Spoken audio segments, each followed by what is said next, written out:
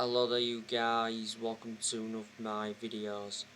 Gonna give you the mistakes Ole Gunnar Solskjaer made in Manchester United's 2-1 defeat to Young Boys. So, one of the mistakes Solskjaer made was taking Donny van de Beek off at half time. Donny van de Beek was our best player in the first half. You know, his movement was good, he got into decent positions, he carved openings.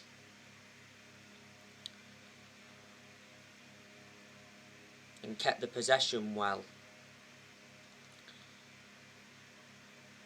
Now, prior to the game, Solskjaer did say that Donny van de Beek has been working hard to get into the team. Van de Beek should have started against Newcastle last Saturday, but he didn't. Prior to the Newcastle game, Solskjaer did say he's prepared to play Donny van de Beek in a two-man midfield. Solskjaer hints at a new role for Donny van de Beek this term. Now, the other week, Donny van de Beek told Ole Gunnar Solskjaer his best position. Van de Beek reckons he'd be best served operating as a number 6 or as a number 8. The other week, Van de Beek spoke about his Man United future in an exclusive interview with Rio Ferdinand. Van de Beek admitted that he's prepared to keep fighting to earn his place in the Man United team and to remain in the plans of Ole Gunnar Solskjaer. And the other week, Van de Beek's agent did a lot of talking. He confirmed that the player held talks with a move to Everton. And he did mention that the return of Ronaldo was bad news for Van de Beek. And his agent fired a warning shot to Man United, saying play him in the Premier League or lose him. This season is Van de Beek's second full season at Man United.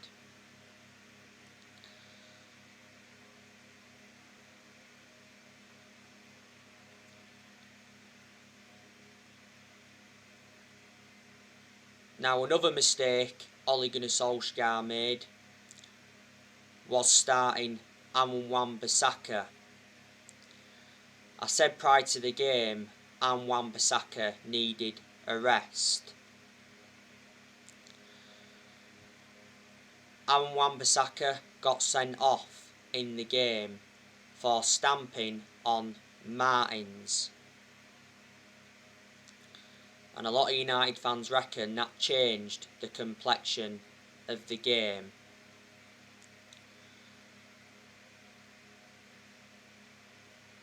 Another mistake Solskjaer made, and that was not starting Raphael Varane.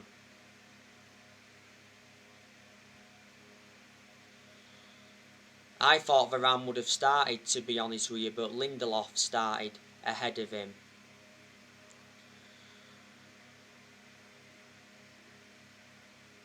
And another mistake Solskjaer made was taking Ronaldo and Bruno Fernandes off.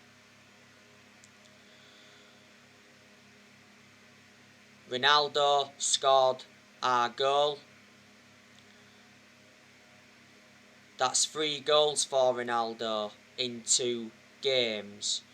Ronaldo scored twice on his second debut against Newcastle last Saturday.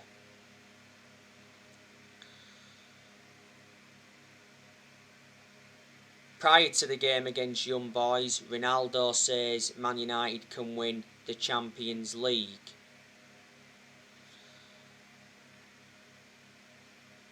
Maybe some United fans were surprised that Ronaldo started, because prior to the game, Solskjaer did say it's not impossible to leave Ronaldo out of the team.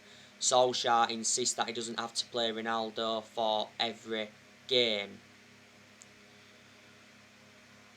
Don't forget, on Ronaldo's return, he gave a speech to his Man United teammates. Ronaldo is already the all-time record scorer in the Champions League, and the other week became the all-time international top scorer. Ronaldo has hinted that he's looking to stay at Man United beyond his current contract. Ronaldo signed a 2-year contract with Man United with an option of a 3rd year. Ronaldo receives £480,000 a week, so he's the highest earner. We got Ronaldo for 19.8 million, and he wears the number 7 shirt.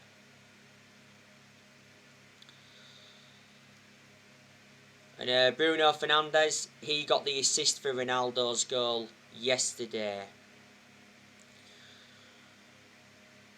Bruno Fernandes scored a very good goal from 25 yards out last weekend against Newcastle. Also got his first Man United hat-trick in the 5-1 win against Leeds on the opening day.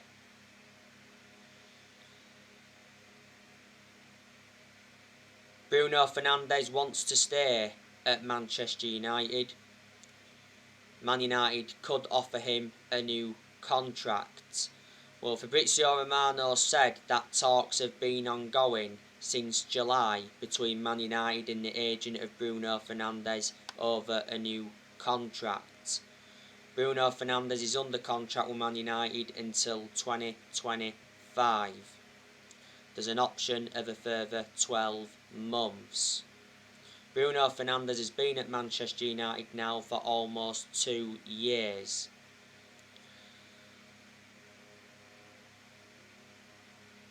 Last season he won Player of the Year, and he's won Player of the Month quite a few times, reflecting on his good performances. Fernandes is one of our best players, and he's one of the best signings we've made since Ferguson retired.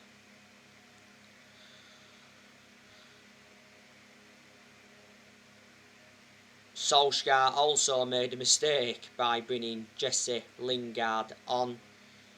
Jesse Lingard cost us the game. He played a back pass in the 95th minute of stoppage time that led to the winning goal by Young Boys.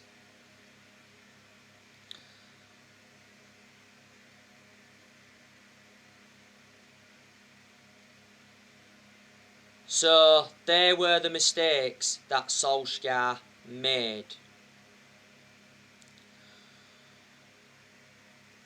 I thought in the first half an hour of the game we was in control. But as soon as that sending off happened, Young Boys got back into the game. Young Boys kept the possession well, they passed the ball well, they created some very good chances. I think they created like 16 chances in the game and had 19 shots in total. We had 2 shots in the game and only created 3 chances. That's bad from a Man United perspective.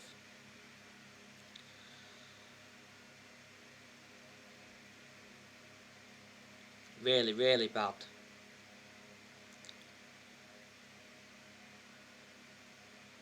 We've lost 7 games in the Champions League out of 11 under Ole Gunnar Solskjaer.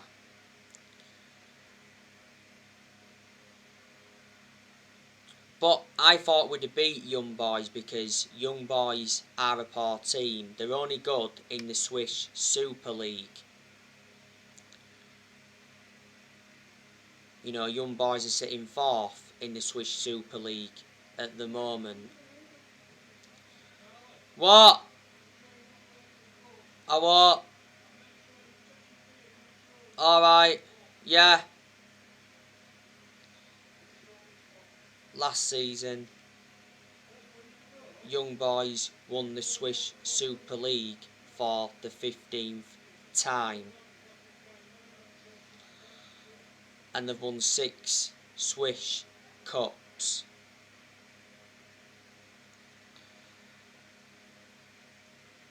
Despite us losing, I'm still confident we can get to the knockout stages of the Champions League. It's only the first game of the group. The manager of Young Boys is David Wagner. Before Young Boys, he managed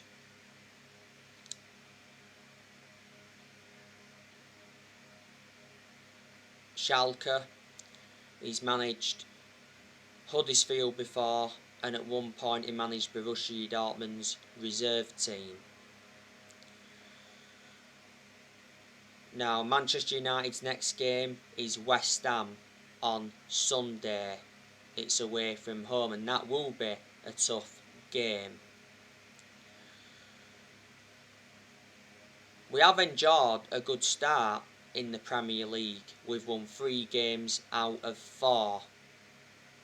We've registered 10 points from a possible 12. And we are top of the Premier League at the moment.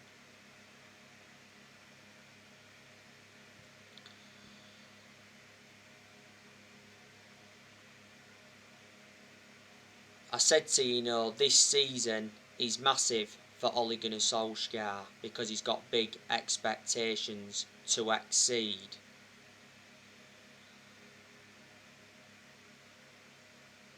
Solskjaer is not the long-term manager for Man United. Despite us having a good start to the season in the Premier League and despite us having a good summer transfer window. I've told you my 2 biggest concerns about Solskjaer. He hasn't got a proven pedigree as a manager and his decision making really concerns me.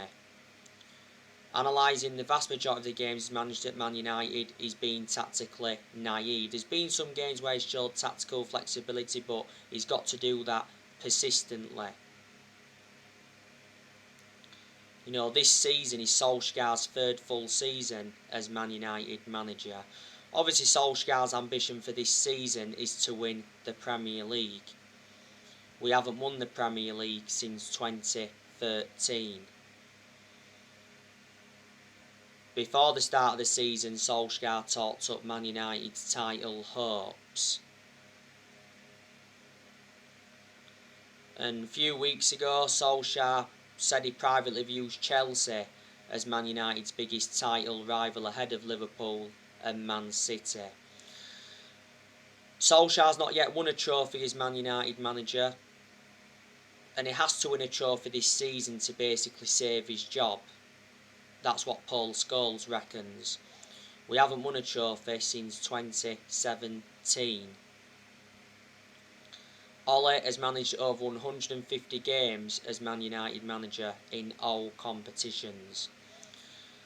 Before the start of the season, we give Solskjaer a new contract until 2024.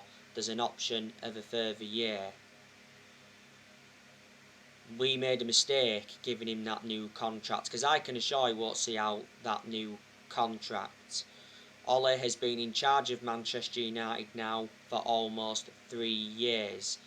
Reflecting how long he's been at the club, he has gained some managerial experience and he has learnt quite a bit on the job.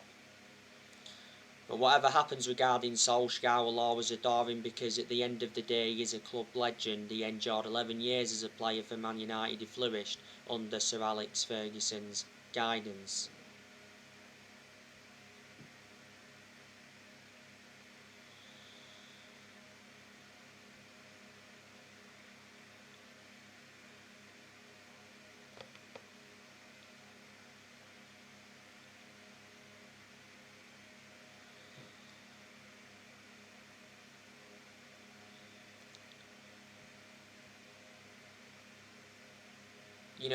There's not all negativity regarding Solskjaer. There's also things I've got to credit him for.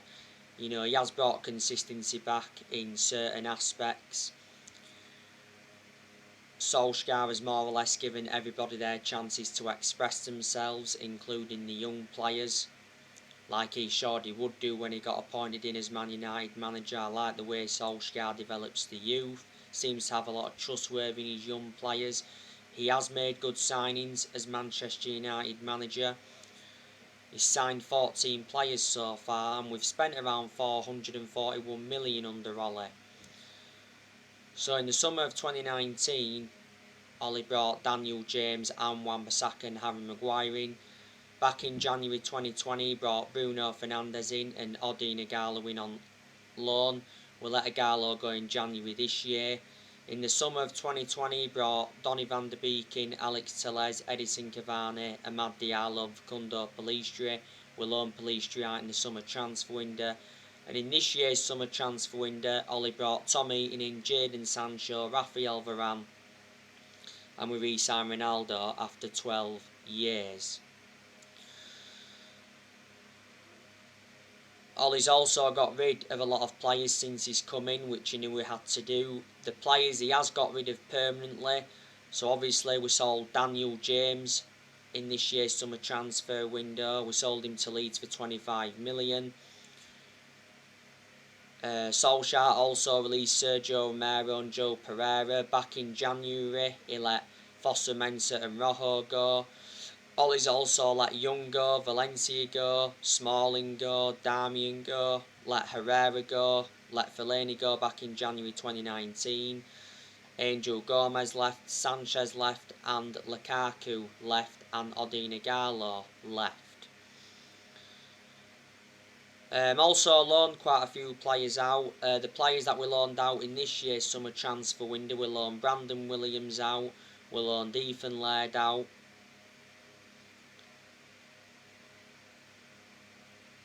we loaned Andres Pereira out, we loaned Axel Tuanzebe out, we loaned Pellistri out, and we loaned Tahith Chon out.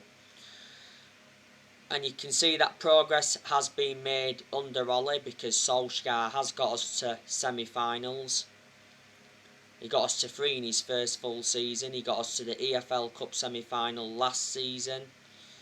He got us to the FA Cup quarter-final last season. And he got us to the Europa League final last season. And that final was his first major final as Man United manager. Also got us a second place finish last season. And in his first full season got us a third place finish.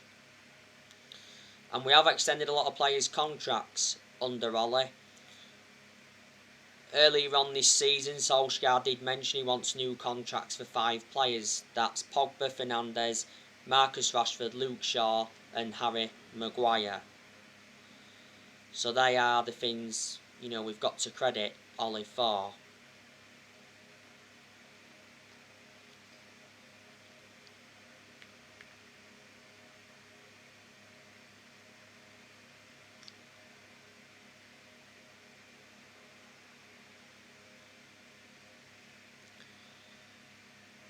Ollie is our best manager since Ferguson, despite me criticising him a lot.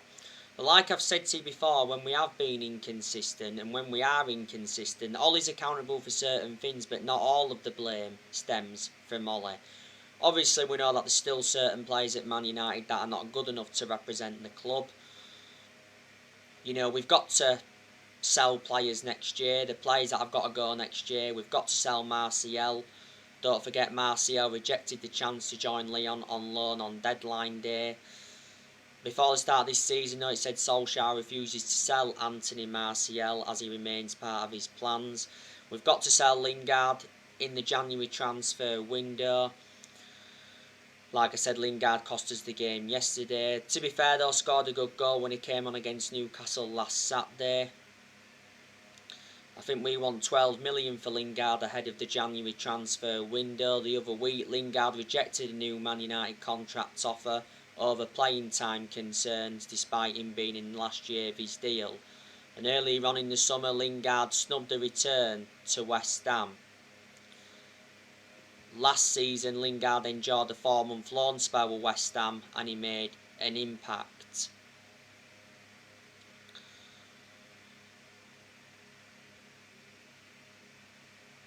We've got to sell Matic next year. We've got to sell Fred next year. I'd say offload Donny van de Beek because he isn't getting enough game time at Man United. When he does start games, it seems to be in the Champions League, doesn't it? Like I said to you, most of Van der Beek's appearances have come from the bench.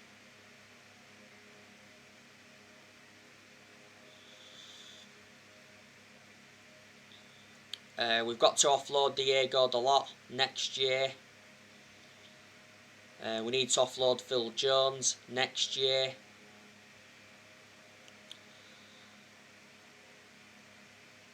I'm expecting Juan Mata to leave probably at the end of the season when his current contract expires. Earlier on this year he signed a 1-year contract extension.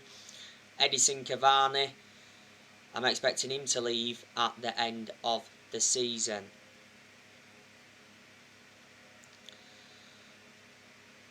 And I hate the way the football club has been run for a long time. Like I've said to you before, the Glazers, they've been one of the biggest issues at the club for a long time. The main reason they've been one of the biggest issues is because they have put Man United in so much debt.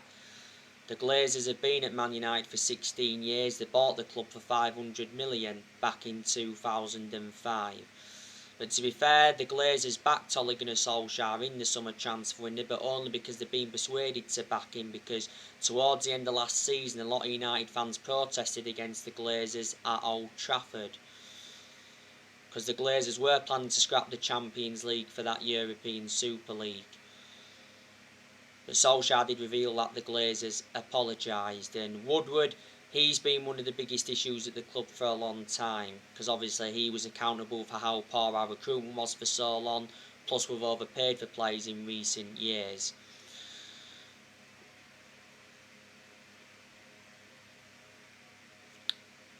Woodward is leaving Man United. It got announced he was leaving back in April when that European Super League came into the equation.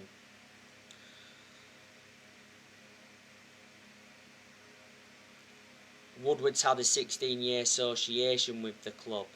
Said a few weeks ago from Sky Sports News that Man United are close to appointing Richard Arnold as Ed Woodward's successor as the new chief executive.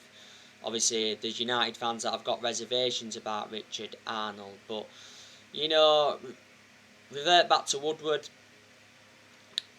Despite him being one of the biggest issues, he said several times before that he'd back Solskjaer. And when we was enjoying them bad periods under Solskjaer, he assured that Solskjaer's job was safe.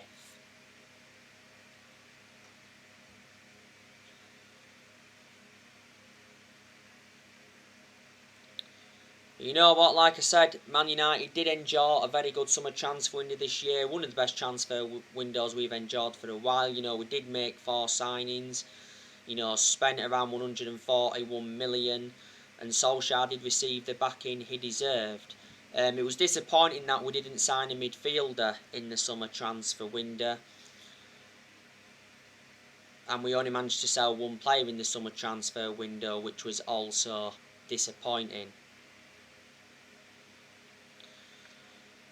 Yesterday I spoke with you about Paul Pogba.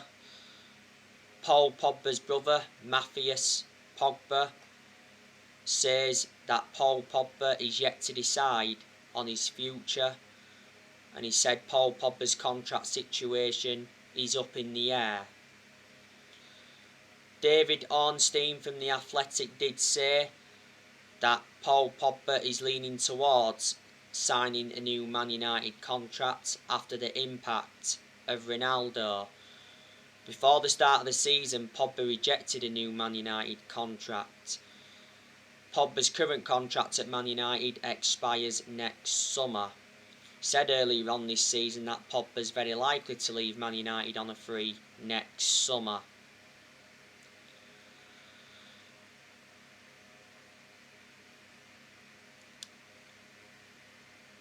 Pogba's enjoyed a good start to the season. You know, he's got 7 assists. He was anonymous though yesterday against Young Boys, but apart from that, he has done well. Pogba produced good performances for Man United in the last couple of months of last season, but at one point last season, he was out with a thigh injury for a while, and he sustained some ankle injuries at Man United. Defence Central said a couple of weeks ago that Pogba favours a switch to Real Madrid over the PSG deal. Real Madrid have been relentlessly linked with him. He said Juventus want to re-sign Pogba next summer. Pogba did enjoy 4 good years with Juventus before he rejoined Man United. Back in August, it says Pogba was set to join PSG on a free next summer because PSG are pushing to sign him next summer, and at one point he said PSG are prepared to offer Pogba £510,000 a week in wages to prize him away from Man United. PSG couldn't get him in this year's summer transfer window because they got Lionel Messi. This season is Pogba's 6th season at Man United since he rejoined. Pogba's our most expensive signing at the moment because we paid 89 million for him, and he's won 3 trophies at the club so far. And we had Pogba when he was a lot younger under the Sir Alex Ferguson era, but had to let him go due to limited appearances.